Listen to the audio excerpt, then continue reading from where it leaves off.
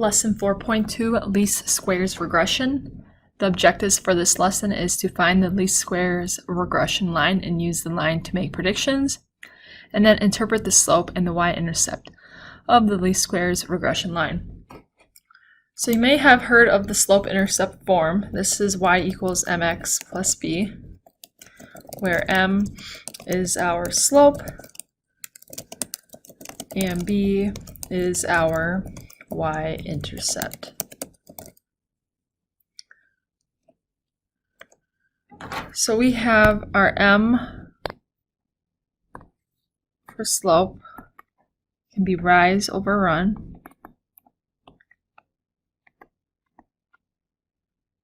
or we have y2 minus y1 over x2 minus x1. And that can come from ordered pairs, such as the one below. Notice that the y is on top and the x's are on bottom. So this will come in handy when we interpret the slope. And then b is our y-intercept. So here we have x and y. That's just where it crosses the y-axis. So this is your y-intercept.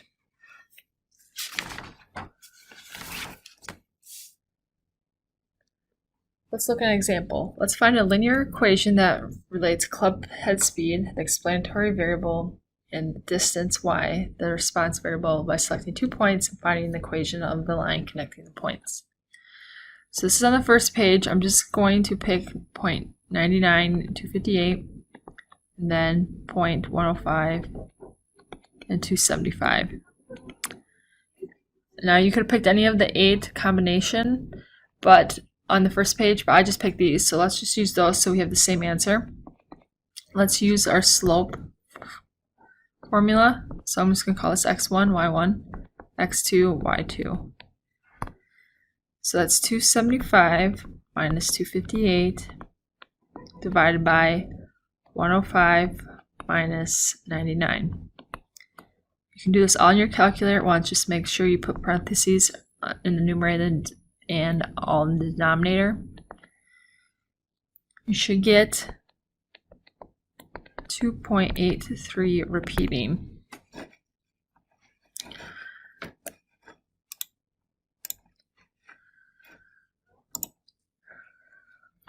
So that's our slope. Now we have y equals 2.83 x plus b. I just put our m in back to the equation. We want to find b, so we need to plug in something for y and x. What we can do is just use an ordered pair.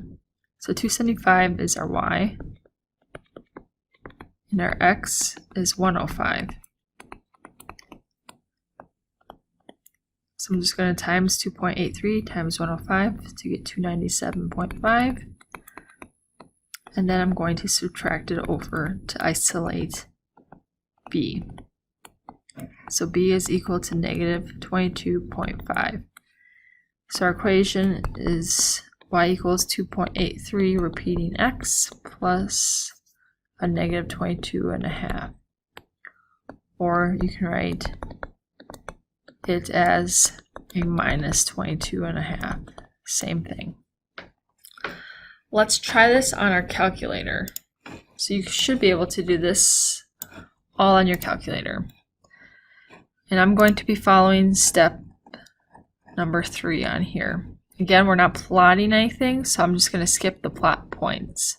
So we're going to do A, B, C, and G. Oh, not G, F. So we're going to go stat. We're going to edit our list. Again, list 1 goes with your x values. So I'm going to type 99 and then 105. Then the corresponding y to 99 is a 258 and then 275. We can go stat, calc, linear regression. Oop. We're going to do list 1, comma list 2. It should be the same if you just hit enter, but I just like to make sure. So here you can see that A is the same as our M, so that's our slope, 2.83, and then the B is minus 22.5. And that's how you do it on the calculator, so it's the exact same thing. So now let's use the equation to predict the distance a golf ball will travel if the club head speed is 104. So if you go back to the front page, we graphed club head speed for our x. So we're going to say 104 is our x. So we're going to do y equals 2.83 repeating and put 104 in for our x. So our distance is 272.2 yards.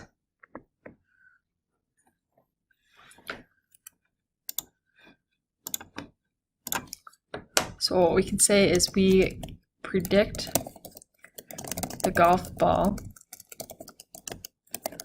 will travel 272.2 yards when it is hit with a club head speed of 104 miles per hour. What is the residual for an observation?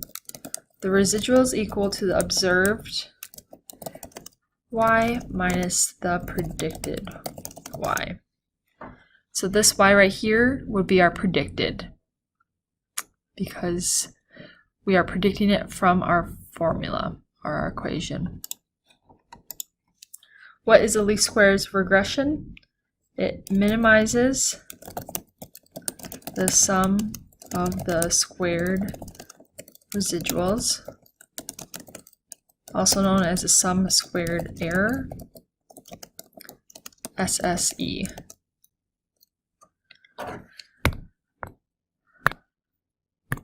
You're going to use calculator command number 3. So up above, this was a good line of fit. It fit our equation pretty well, but what we want is one that's the best line. And the best line is this least squares regression. So this is defined as being the best line of fit. And I will sometimes refer to the least squares regression line as the best line of fit, interchangeably. So the formulas below are associated with the least squares regression line. And below is defining what everything means. So R is your correlation coefficient. X bar is the sample mean of your x variables, and S of x is the sample standard deviation of your x variable. Y bar and sample standard deviation of y is the standard deviation mean of your y variables. B1 is your slope, and B sub 0 is your y-intercept. On your calculator, again, step number 3, your equation is y hat equaling ax plus b. So your slope is equal to a, and your y-intercept is equal to b. Some key ideas about the least squares regression line. The least squares regression line always contains the x mean and the y mean. Because S of y and S sub x must both be positive, the sign of the linear correlation coefficient R and the sign of the slope of the least squares regression line, B sub 1, are the same. So basically it's saying that these are the same positive, so these don't matter. So the slope and R are the same sign. So if this is negative, this is negative, right? Which makes sense, because if we had a negative R, that meant we had a negative slope. The predicted value of y hat, is an estimate of the mean value of the response variable for any value of the predicted variable. So like I said up above, that y we found was our predicted when we plug it into the equation.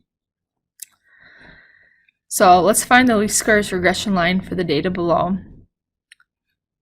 And we have used this before. So again, we're going to go to stat and enter it into both of the lists.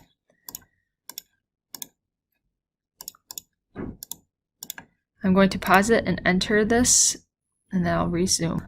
Okay, now we're going to stat, calc, number 4, L1, comma L2. Okay, we've done this before. We found the R, negative 0.946 in the last lesson. Now we're looking for the equation, so it's right here. So we use number 3 and our predicted equation, so we write y hat is equal to negative 2.167x plus 18.67. You can see that right here. This is your slope, and this is your y-intercept. Okay, so now I want you to find the equation of the golf data on the very first page. I'm going to pause this, and I'm going to enter the data into the list. First clear them, and now I'm going to put these values in. Okay, the data is now in the list. We're going to go to stat, calc, number 4, list 1, list 2. Here's our equation. Y hat is equal to 3.1661x minus 55.7966.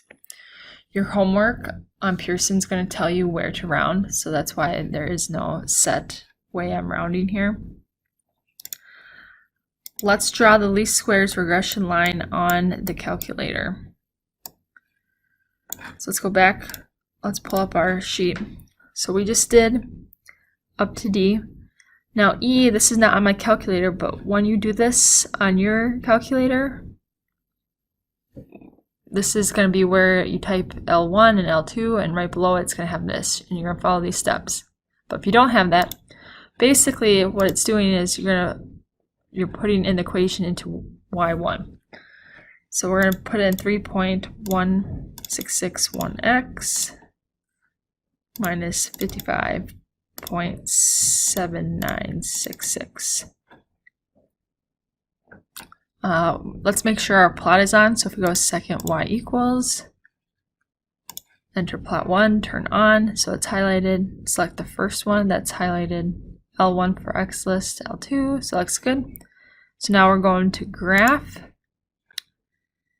And say you can't see this, go to zoom and go to number 9, zoom stat. That will get you your data on there. So you just did part B. Now I want you to predict the distance a golf ball will travel when hit with a club speed of 103 miles per hour. Again, the 103 was your X value. So this is going to be this portion. So go to second, trace, value, enter in an X value. So we want a 103. And here we have the corresponding Y. So 270.3. So the predicted distance the golf ball will travel is 270.3 yards. So when you look at this, is this point above the line or below the line? It is above the line, so we're going to say it's above average. What you could also have done is calculate the residual. So you take the observed. So if you go on the first page at 103 miles per hour, the observed was 274. So 274 minus the predicted, which is the 270.3, to give us a positive 3.7. So it's positive, so that means above average. If this ended up being a negative 3.7, that would have meant below average.